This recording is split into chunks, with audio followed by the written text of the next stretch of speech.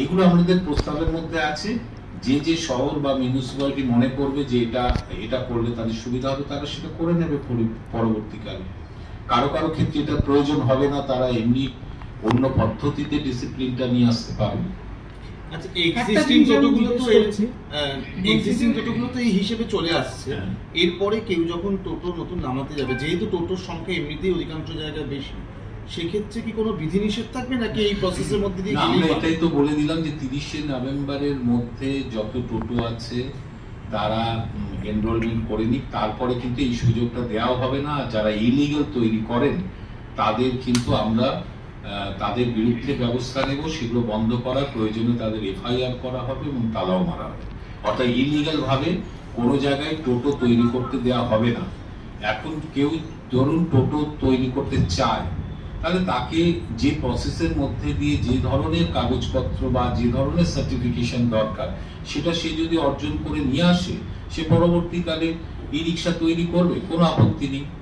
অর্থাৎ তাকে trade licence দিতে হবে, আই কার্ড দ্বারা স্বীকৃত হতে হবে, সে যে ব্র্যান্ডটা তৈরি করছে সেটা অ্যাপ্রুভড হতে হবে। সেরাম করে এনে যদি তিনি কারখানা তৈরি করতে চান, সেটা তো আটকানোর অধিকার আমাদেরও নেই। কিন্তু যেটা ইলিগাল সেটা তো আমরা আটকাতেই পারি। তো পরবর্তীকালে সেটা এরকম তো আছে, অনেক সংস্থাই আছে যারা স্বীকৃতভাবে তৈরি করছে, তাদের ক্ষেত্রে এটা বলবৎ নয়।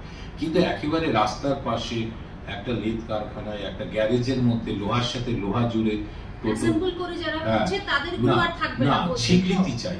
অর্থাৎ প্রকৃত কাগজপত্র স্বীকৃতি নিয়ে এসে করলে কোনো আপত্তি নেই, কিন্তু যেগুলো ইলিগাল সেগুলো বন্ধ হয়ে যাবে। আর এই মুহূর্তে যেগুলো আমরা ওই সমস্ত জায়গা থেকে কিনে যে টোটোগুলো চলছে সেগুলো তো এক প্রকার ইলিগাল বলছি। আমরা এক্সিস্টিং যত টোটো আছে তাদের কিন্তু আমরা একটা টেম্পোরারি এনরোলমেন্ট নাম্বার দিয়ে একটা রেজিস্ট্রেশন করছি। না না, আমি একটা কথা বলছি যে কোয়ালিটি মেশিন দিয়ে চলছে কি চলছে না এটা কিন্তু আমি বলতে পারবো না, আমি ফল্ট বলতে পারবো না, আমি ওটা ফল্ট নয় তাও বলতে পারবো না, কারণ এটা এই অধিকার আমার নেই। এটা যে সংস্থার আছে তার আছে। ঘটনাচক্রে সে সেখান থেকে সার্টিফিকেট নেয়নি, ঠিক আছে, নেয়নি, এই অবস্থার মধ্যে রয়েছে। তাহলে সেগুলো কিন্তু চলছে এবং সেগুলো চাপছেও প্রচুর মানুষ, এটাকে কিন্তু অস্বীকার করে ফেলে। আমরা কেন করছি? শুধুমাত্র যানজট মুক্ত করার জন্য তাদের চিহ্নিতকরণের কাজটা করছি, আর অন্য কিচ্ছু করছি না। আমরা কিন্তু এখন 10 লক্ষ 15 লক্ষ টোটোকে পুলিশ প্রশাসন দিয়ে মেরে ধরে তার গাড়িটাকে ভেঙে তার জীবন জীবিকা নষ্ট করে, আরো যে প্রচুর মানুষ, লক্ষ কোটি মানুষ সে 1 কিলোমিটার যেত টোটো চেপে, তাকে বঞ্চিত করে, এটা আমরা বাস্তবসম্মত বলে মনে করি না। ফলে আমরা এটাকে জাস্ট আমাদের খাতায় তুলছি ডিসিপ্লিন আনার জন্য, আর অন্য কিছু নয়। আর এটা আর উৎপাদন করা যাবে না, এটাকেও এনশিওর করার জন্যই কিন্তু আমরা স্টেপটা নিচ্ছি। ভালো করে বুঝতে হবে যে আমরা আর এই ইললিগাল তৈরি করাটাকে আর আমরা সুযোগটা দেব না। তাহলে সেই সুযোগটা না দিলে আমার সেই ইলিগাল জায়গাগুলোকে আমাকে বন্ধ করতে হবে, সেটা আমরা অ্যাকশন নেব।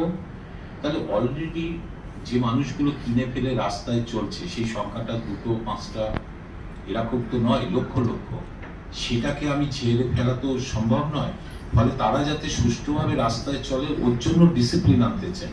তাহলে ডিসিপ্লিন যদি আনতে চাই তাহলে আমার তাকে জানা দরকার কজন আছে, কোন শহরে কটা আছে, সেই খাতায় লিখে তার কোন শহরে কত আছে, কারা চালাচ্ছেন, এই এনরোলমেন্টটাই হচ্ছে, আর অন্য কিচ্ছু হচ্ছে না।